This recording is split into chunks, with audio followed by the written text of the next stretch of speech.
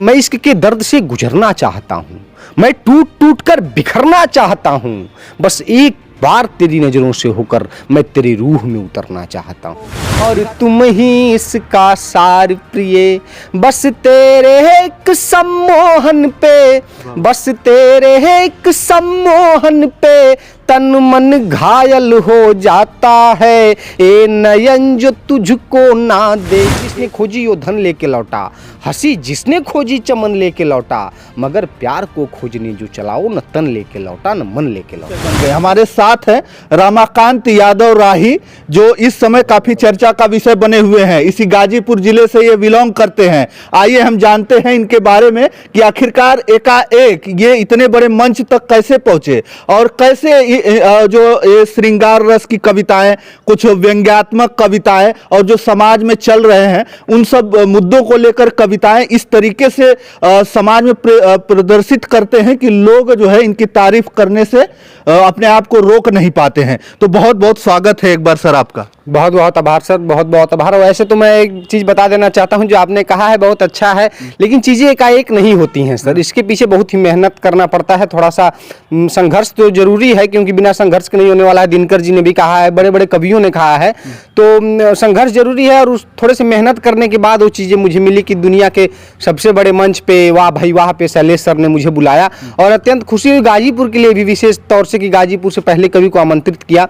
तो इसके लिए यही है कि मैं सदैव मतलब वही कहता हूं कि कविता जिंदाबाद रहेगी, और कविता जिंदाबाद है और रहेगी। तो वही प्रयास। कब से आप कर रहे हैं ये, कब से आप तैयारी कर रहे होंगे? बहुत तैयारी करना पड़ रहा होगा, लेकिन जानते तो तब है ना जब आप किसी मंच पे, बड़े मंच पे जाते हैं, तब ना लोग जान लेते हैं आपको कि नहीं कोई है रमाकांत नाम का लड़का जो गाजीपुर जिले के रहने वाला है। जी सर, एकदम सही बात है। ये तो है कि एकाएक चीजें आती हैं सामने, लेकिन उसके पीछे मेहनत होता है। लेकिन तो वही मैं कहना चाहता हूं कि जैसे ये कहा गया है ना कि वसुधा का नेता कौन हुआ, भूखंड विजेता कौन हुआ, अतुलित यश क्रेता कौन हुआ, नवधर्म प्रणेता कौन हुआ, जिसने न कभी आराम किया, विघ्नों में रहकर काम किया। जब विघ्न सामने आते हैं, सोते से हमें जगाते हैं, मन को मड़ोड़ते हैं पल पल, तन को झंझोड़ते हैं पल पल, सतपथ पर हमें लगाकर ही जाते हैं, हमें जगाकर ही। तो जो सतपथ पर लगाने का जो एक प्रक्रिया होता है, जो प्रयास होता है, तो इसके पीछे कई दिन की मेहनत होती है, और मेहनत करने के बाद वो चीज़ें हमें मिलती हैं। तो मुझे भी मुंबई बुलाया गया, शैलेश सर का फ़ोन आया, फ्लाइट से हम लोग बनारस से यहाँ से हम गए। तो अत्यंत खुशी हुई, क्योंकि मेहनत का जब परिणाम मिलता है तो वो जो सुखद अनुभूति होती है उसको शब्दों में बयान नहीं कर सकते। गाजीपुर एक जिले से, गाजीपुर जिले के एक छोटे से गांव से जब आप इतने बड़े मंच पर और शैलेश लोढ़ा जैसे कवि के सामने जब आप खड़े हुए थे, तो आपको कैसा महसूस हुआ? देखिए, महसूस जो हुआ था, आत्मा को जो अनहद आनंद की अनुभूति हुई थी सर, क्योंकि इतने दिनों का प्रयास जो हमने किया था पीछे वहाँ पे जाने के लिए, और वहाँ पे गए और कविताएं सुनाए, और रिस्पांस जो मिला, देश भर से मुझे फ़ोन आया, मैसेजेज आए कि नहीं आपने बहुत अच्छी कविताएं पढ़ी। तो कहीं ना कहीं कविता से ही मोटिवेशन मिलता है, क्योंकि एक बहुत ही अच्छे गीतकार हुए प्रमोद तिवारी जी, उन्होंने क्या अनहद लिखा है, क्या अद्भुत लिखा है। उन्होंने लिखा कि प्रचलित गतियों से बचना, अपना पथ खुद ही रचना, अपनी रचना में तुझको छलकेंगी गंगा जमुना, अपना पथ अपना होगा, अपना रथ अपना होगा, अपनी ही होगी फिर रफ्तार, अपनी कश्ती अपनी पतवार, नदियाँ धीरे धीरे बहना नदियाँ, घाट घाट से कहना नदियाँ, मीठी मीठी है मेरी धार, खारा खारा सारा संसार। तो उन्हीं प्रचलित गतियों से हमें बचना है और अपना पथ बनाना है, नया मार्ग बनाना है जो प्रशस्त करना है। तो एक कविता के माध्यम से मैं सृजन करने का प्रयास करता हूं, और कविताएं ही मोटिवेट करती हैं साहब, और उसी से लिखते हैं। तो कैसे ये आप छोटे गांव से आते हैं, आपके मन में कैसे आया कि मुझे जो है कवि बनना है? कभी आपने सोचा था, पहले से ही सोच रखा था कि मुझे कवि बनना है, लिखना है? अब लिखता कौन है, आप खुद लिख के गाते हैं? जी जी, मैं खुद लिख के अपनी मतलब कि अपना ही रचना वहाँ पे सुनाना रहता है। और मैं बहुत मंचों पे भी, बनारस हिंदू विश्वविद्यालय में भी, G20 में भी गया हूँ बनारस। अपनी रचनाएं लिखना और अपनी रचनाएं सुनाना ही हमारा उद्देश्य है। और मैं मंचीय कवि हूँ, मैं यहाँ कविता पढ़ता हूँ। और लिखने का और पढ़ने का साहब बता दें तो ये है कि मैं कोई प्री प्लान नहीं था कि ये ऐसा करना है। माँ सरस्वती की थोड़ी बहुत जो कृपा है, उसी की मतलब कि प्रभाव से, उन्हीं की दया और दुआ से मैं थोड़ा बहुत लिख पाता हूँ। बहुत मतलब ये अहंकार बोध से नहीं कह रहा हूँ, लेकिन हाँ थोड़ा बहुत सृजन करने की शक्ति माँ ने दिया है, तो इसके लिए मैं बहुत आभारी हूँ। और इसी से थोड़ा बहुत बचपन से ही अच्छे अच्छे कवियों को, बड़े बड़े कवियों को सुनने पे जो आत्मा जो है अंदर से खुश हो जाती थी और नहद आनंद जो मिलता था, उसी से प्रेरणा लेकर मैं लिखता हूँ और अपने मंच पर। अच्छा, जब आप गए थे मुंबई में इतने बड़े वाह भाई वाह के मंच पे, सुमारो टीवी का वो चैनल था, तो जब उस पे कौन सी कविता आप गाए थे, थोड़ा हमारे दर्शकों को सुनाइए, जो जिससे पूरा देश आपको जानने लगा। जी सर, मैंने कुछ मुक्तक सुनाए थे और गीत भी मैं सुना दे रहा हूँ आपको। मैंने सुनाया था, मैं प्रेम का कवि हूँ, मैंने सुनाया था, सुनिएगा कि क्या लिखा था मैं, कि तेरे आने की हसरत में खुशी के गीत गाएंगे, जो आ जाए तो गीतों को हकीकत हम बनाएंगे, मेरी चाहत मेरे महबूब मेरे हमदम मेरे साथी, तेरी एक मुस्कुराहट पे हम अपनी जान लुटाएंगे, तेरी एक मुस्कुराहट पे। और लिखा था कि हमें यूं छोड़ करके बेसहारा कर न पाओगी।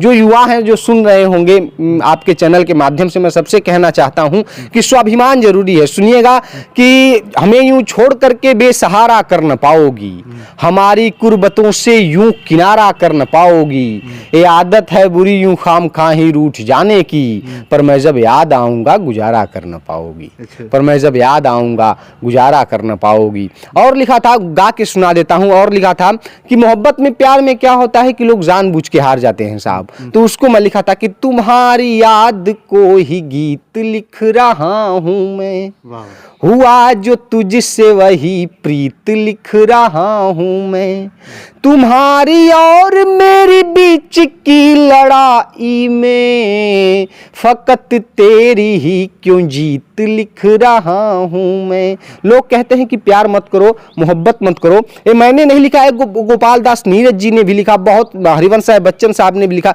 जो भी बड़े कवि हुए हैं सबने लिखा। उन्होंने लिखा कि खुशी जिसने खोजी वो धन लेके लौटा, हंसी जिसने खोजी चमन लेके लौटा, मगर प्यार को खोजने जो चलाओ न तन लेके लौटा न मन लेके लौटा। कुंवर बेचैन साहब हुए, बहुत बड़े मतलब कि गीतकार हुए, मेरे अत्यंत प्रिय कवि हैं। उन्होंने लिखा कि पूरी धरा भी साथ दे तो और बात है, तू जरा भी साथ दे तो और बात है, चलने को तो एक पांव से भी चल रहे हैं लोग, पर दूसरा भी साथ दे तो और बात है। उन्होंने ये भी लिखा कि जो लोग अहंकार में हो जाते हैं थोड़ी दौलत थोड़ी शोहरत मिल जाने पे, उन्होंने लिखा कि गमों की आंच पर आंसू उबाल कर देखो, बनेंगे रंग किसी पर तो डाल कर देखो, तुम्हारे दिल की चुभन भी जरूर कम होगी, किसी के पांव का कांटा निकाल कर देखो। तो ये जो परोपकार की भावनाएं हैं भी कविता में परिलक्षित होना चाहिए और आना चाहिए। बस प्रेम ही नहीं, मैं कहता हूँ दिनकर जी को जब पढ़ता हूँ तो अनहद आनंद की अनुभूति होती है। उन्होंने जो वर्णन किया है प्रेम का, दुनिया की साहब सबसे बड़ी रचना है उर्वशी, उसमें दिनकर जी ने जो प्रेम का वर्णन किया है आज तक शायद नहीं किसी ने किया। मैं कुछ पंक्तियां उनकी सुना देता हूं और देखिएगा कि प्रेम की पराकाष्ठा क्या है और प्रेम होता क्या है। दुनिया का सबसे बड़ा राजा उसमें हुआ पुरुरवा। उर्वशी जो नायिका अप्सरा उतरती है स्वर्ग से, आती है कि नहीं मुझे धरती पे जीवन जीना है, पुरुरवा के साथ जीना है, तो दिनकर जी ने उसे कैसे बांधा है कि पुरुरवा क्या उर्वशी को कहता है, कैसे एक तरह से एक भाषा में कहें तो कैसे प्रपोज करता है पुरुरवा, वो सुनिएगा। और क्या अद्भुत लिखा है दिनकर जी ने, मैं तो फैन हो गया पढ़ के। उन्होंने लिखा कि मृत्य मानव के विजय का तुर्य हूं मैं। पुरुरवा बता रहा है अपनी प्रेमिका से कि मृत्य मानव के विजय का तुर्य हूं मैं, उर्वशी अपने समय का सूर्य हूं मैं। बताता है कि अंधतम के भाल पर पावक जलाता हूं, अपना बल बता रहा है और बताता है कि प्रेम के सामने ये पूरा बल कैसे असहाय हो जाता है। आज भी बताता है कि मृत्य मानव के विजय का तुर्य हूं मैं, उर्वशी अपने समय का सूर्य हूं मैं। अंधतम के भाल पर पावक जलाता हूं, बादलों के शीश पर चंदन चलाता हूं, पर न जाने बात क्या है। इंद्र का आयुध पुरुष जो झेल सकता है, सिंह से बाहें मिलाकर खेल सकता है। फूल के आगे वही असहाय हो जाता, शक्ति के रहते हुए निरुपाय हो जाता। विद्ध हो जाता सहज बंकिम नयन के बाढ़ से, जीत लेती रूपसी नारी जिसे मुस्कान से। मैं तुम्हारे हाथ का लीला कमल हूं, प्राण के सर में उतरना चाहता हूं। मैं तुम्हारे बाढ़ का बिघा हुआ खग, वक्ष पर धरशीस मरना चाहता हूं। तो ऐसी ऐसी प्रेम की पंक्तियां हैं, यही प्रेरणा मिलती है और इसी से लिखने का जो है मतलब कि हमें भी लगता है कि नहीं लिखना चाहिए, इसी से प्रेरणा मिलती है, इसी से ऊर्जा मिलती है हमें।